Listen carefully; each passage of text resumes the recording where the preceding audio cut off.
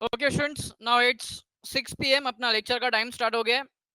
Now chapter number 2 will continue from retained earning. Last lecture में Swati, very good evening. In last lecture we have started retained earnings and last lecture में start किया और end भी retained earning पे किया. By this अपना owned capital complete हो गया.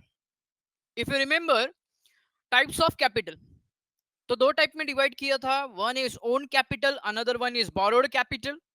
Own capital has two main parts, that is called as shares and retained earnings. And its shares, there are two types of shares, equity and preference, which we have completed, equity as well as preference shares. After that, in last lecture we have completed retained earnings. So own capital में जो तीन part आते हैं वो तीन part हम लोग ने कंप्लीट कर लिया. ओके, तीन पार्ट कंप्लीट कर लिया. ठीक है, चलो लास्ट लेक्चर से दो ऑब्जेक्टिव, दो या तीन ऑब्जेक्टिव मेन इंपॉर्टेंट. पहली बात तो retained earning, it is one and only internal source of finance and it is very cheap mode of finance. Okay, फिर when retained earning is reinvested into business, या retained earning reinvested into the business is called as self financing or plowing back of profit. Remember, अगर आपको याद होगा तो अगर यही profit री इन्वेस्ट करते हैं तो री इन्वेस्ट किया वो प्रॉफिट को हम लोग क्या बोलते हैं? तो हम लोग बोलते हैं सेल्फ फाइनेंस या सेल्फ फाइनेंसिंग और प्लोइंग बैक प्रॉफिट.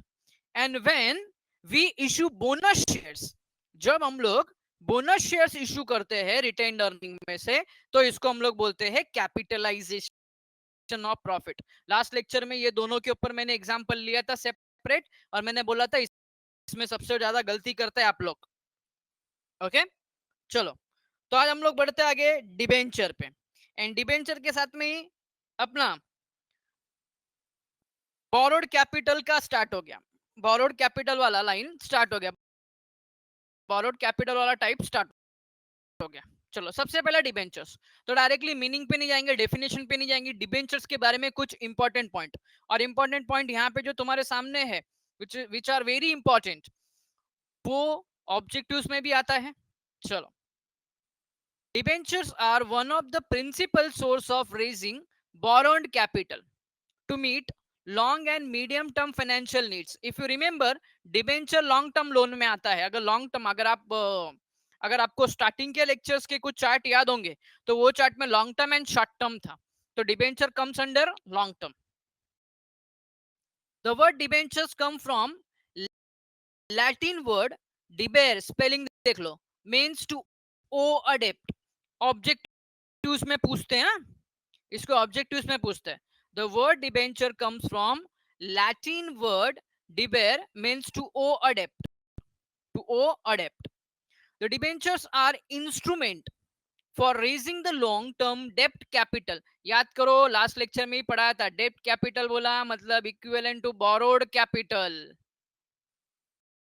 उसका नाम ही है बोरोड कैपिटल. डेप्ट मतलब लोन, डेप्ट का मतलब क्या? लोन. और भी नाम है, ओड कैपिटल है, लोन फंड है, ओड फंड है, याद करो. ये भी है. देखो इधर आ गया, वॉइस इज ब्रेकिंग, तो ठीक कर देते वॉइस को. चलो, अवल दोनों अलग अलग है. You are currently the only person in this conference.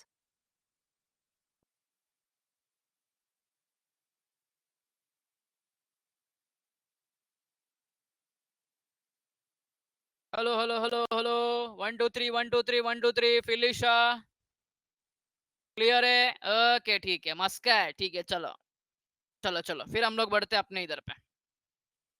चलो, debenture represents borrowed capital. The debenture holders called are the creditors of the company. अच्छा मुझे बताओ, शेयर होल्डर को क्या बोलते हैं? Debenture holders are the creditor, तो शेयर होल्डर्स आर,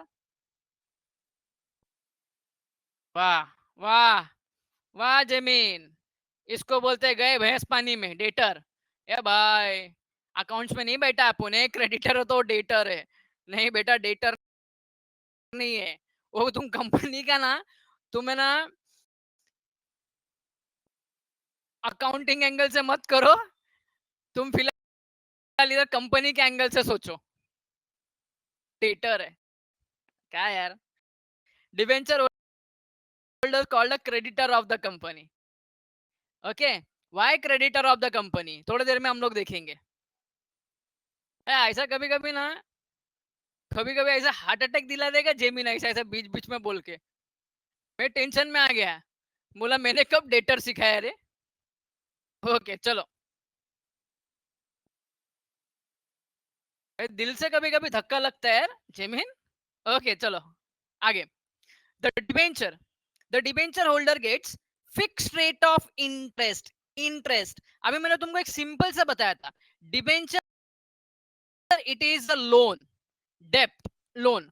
और हम लोग ने normally in normal case practical life में भी देखा है, तो बैंक लोन सुना होगा, हम लोग ने 11th में अकाउंटिंग भी की है, घर में हमारे पेरेंट्स ने लोन भी लिया हुआ है, तो उसके ऊपर लोन के ऊपर हमको क्या पे करना पड़ता है? इंटरेस्ट पे करना पड़ता है। क्या पे करना पड़ता है? इंटरेस्ट। तो डिबेंचर्स के ऊपर हमको इंटरेस्ट पे करना पड़ता है, शेयर्स के ऊपर,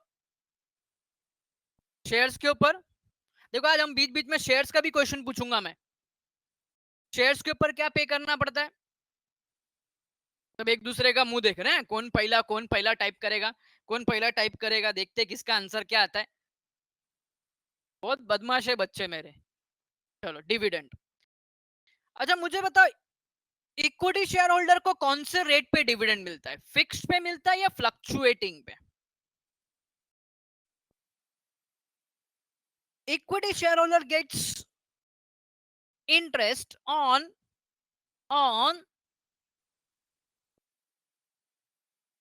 which rate? Okay, fluctuating rate पे। very good, fluctuating rate पे। and preference shareholder fixed rate पे, preference shareholder fixed rate पे। ठीक है, वेरी गुड, परफेक्ट है। चलो, और यहाँ पे इंटरेस्ट भी फिक्स रेट पे। As per section 179 subsection 3 of Companies Act 2013, Board of Director has the power to issue debenture.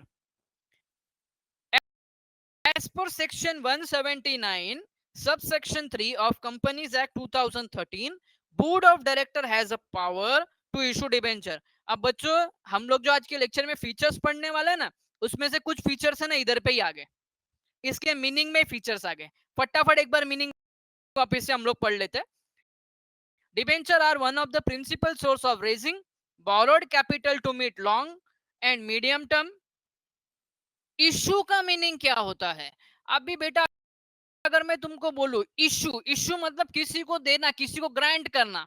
जैसा फॉर एग्जाम्पल अभी आप शॉपकीपर है, आपके पास कोई कुछ परचेस करने आया, तो आपने बिल दिया, आपने बिल दिया मतलब यू आर इशूइंग बिल, आपने बिल इशू किया। चलो, तो debenture are one of the principal source of raising borrowed capital to meet long and medium term financial needs. So long term and medium term क्यों? तो आपको पता है long term बोला मतलब more than 5 years, more than 5 years, and medium term बोला मतलब up to 5 years, 1 to 5 years, ये ऑलरेडी हम लोग ने पढ़ा है। तो sometimes debentures are issued for 5 years and sometimes issued for 10 years। कभी कभी 10 साल के लिए भी इशू होता है, कभी कभी 5 साल के लिए भी इशू होता है।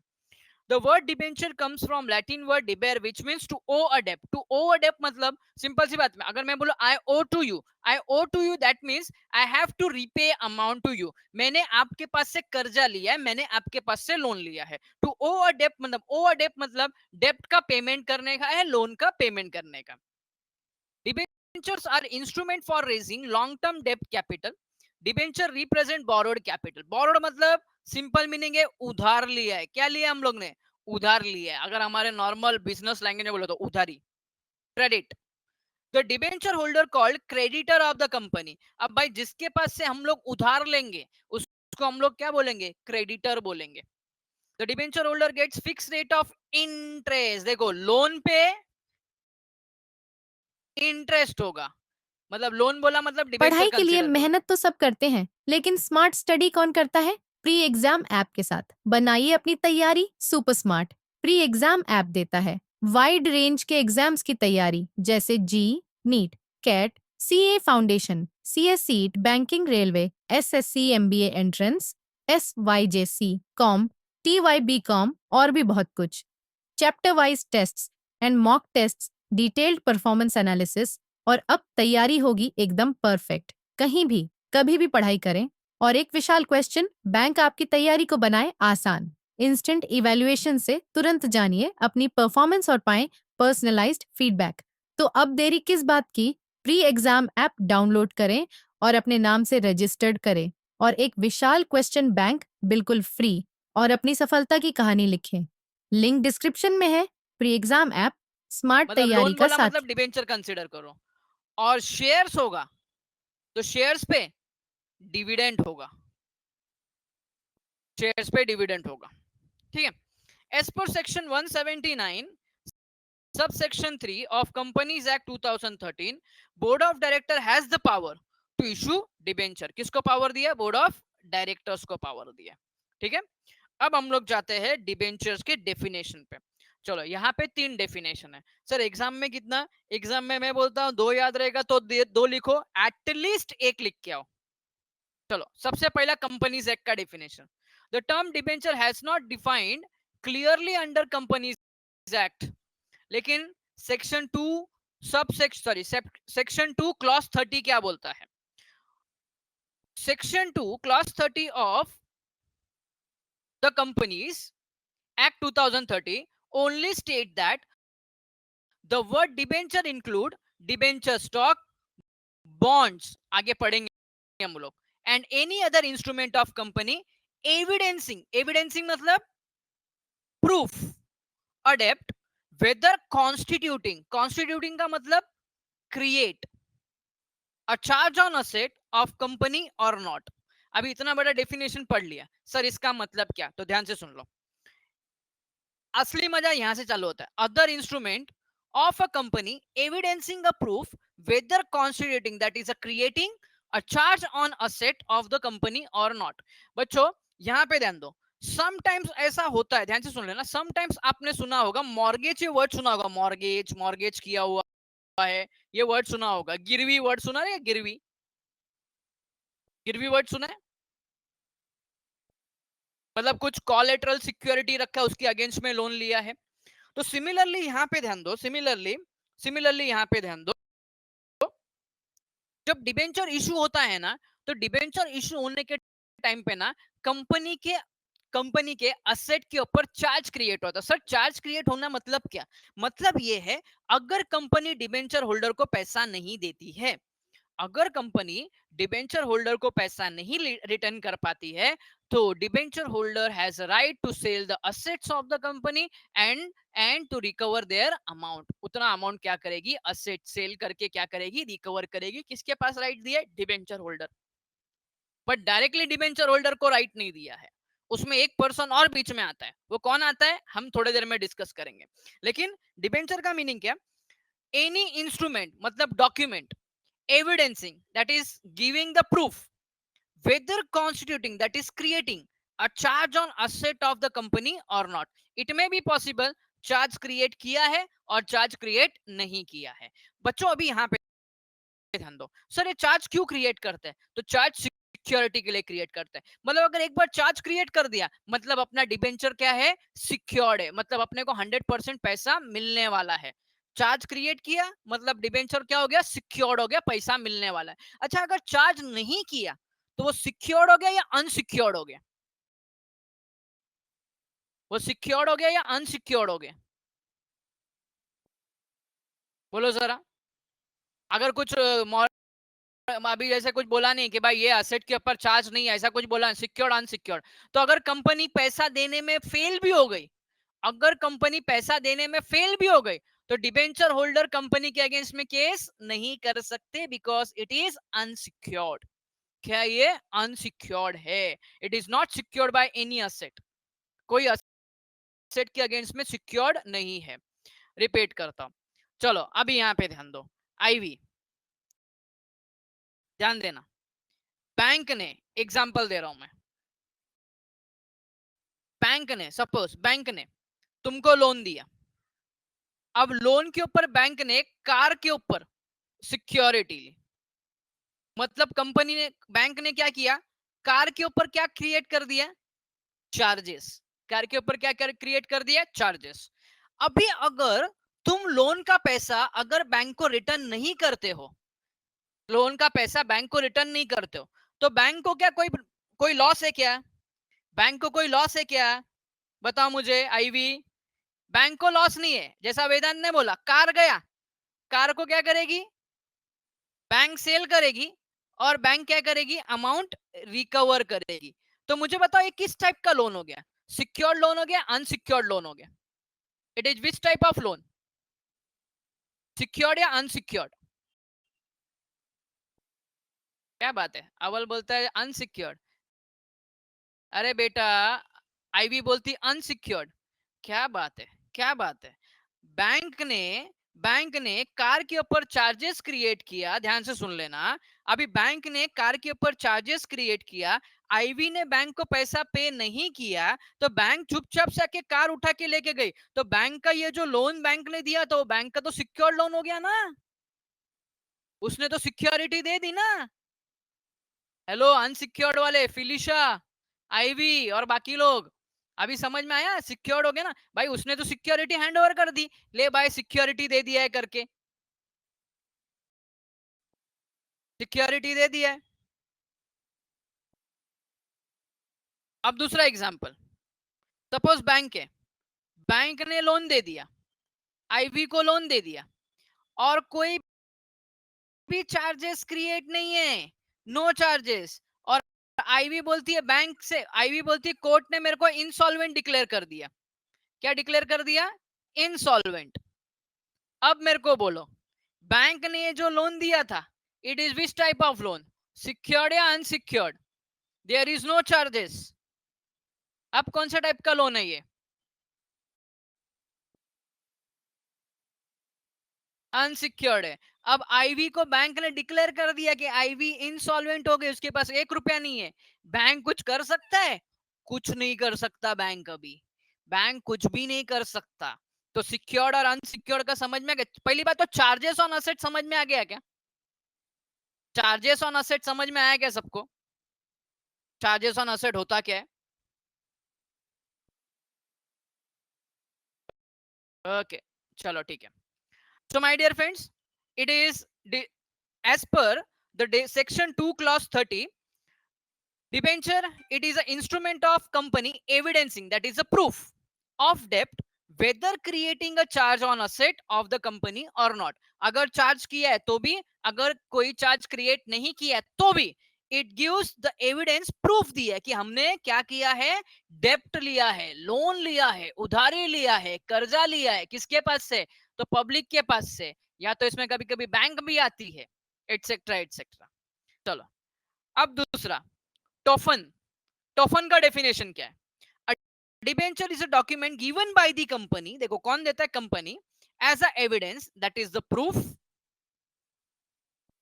ऑफ डेप्ट, that is the loan, to the holder, to the holder, given by a company as a evidence of debt to the holder, company holder, holder मतलब कौन, debenture holder, usually arising out of loan and most commonly secured by charge। अभी जब ये word आ गया ना secured by charge, इसका मतलब क्या है, charges against asset, charges against asset, okay, charges again asset. देखो टोफन ने भी ये बोला कि it is a document given by the company, देखो अब सिंपल सी बात है, आपने कंपनी को लोन दिया है, तो कंपनी सामने से एक प्रूफ देगी, क्या प्रूफ देगी, कि हाँ, डिबेंचर सर्टिफिकेट, कि मैंने ये पर्सन के पास से क्या लिया है, लोन लिया है, क्या लिया है, लोन लिया है, मैंने क्या लिया है, लोन लिया है। इसमें क्या लिखा है, most commonly secured by charge, मतलब हर बार सिक्योर्ड होगा, इट इज नॉट पॉसिबल, हर बार सिक्योर्ड होगा, it is not possible, it can be unsecured. और सबसे लास्ट में जो हमारे आते हैं, पामल, a debenture is an instrument under the seal इधर सील का मतलब क्या? Common seal. सील का मतलब क्या? Common seal. Evidencing, that is the proof. Debt मतलब loan. The essence of being, admission of indebtedness. Indebtedness का मतलब क्या? तो समटाइम्स आपने हिंदी में सुना होगा, आपके बहुत एहसान है हम पे। Showing the gratitude, showing the gratitude, they are thankful. कौन थैंकफुल है? कंपनी या पब्लिक?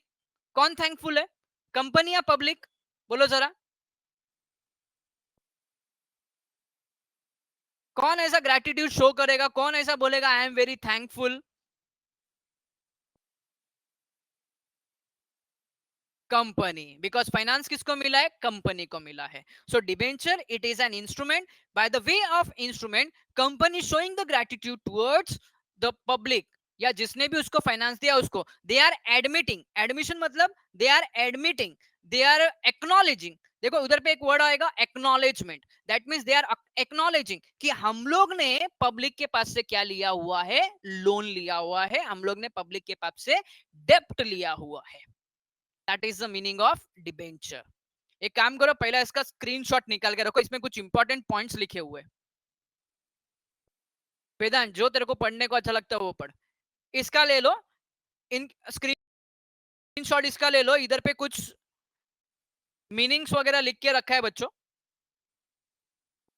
बाद में भूल गए तो प्रॉब्लम हो जाएगा, इसके लिए ये स्क्रीनशॉट निकाल के रखो। मतलब इन शॉर्ट क्या है पता है?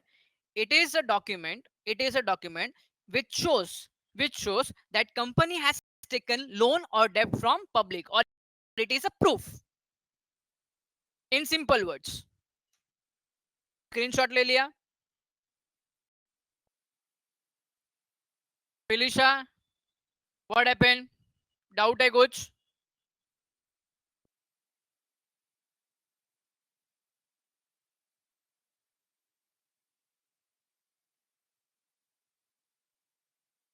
बोलो फिलिशा, डाउट क्या है? लास्ट वाला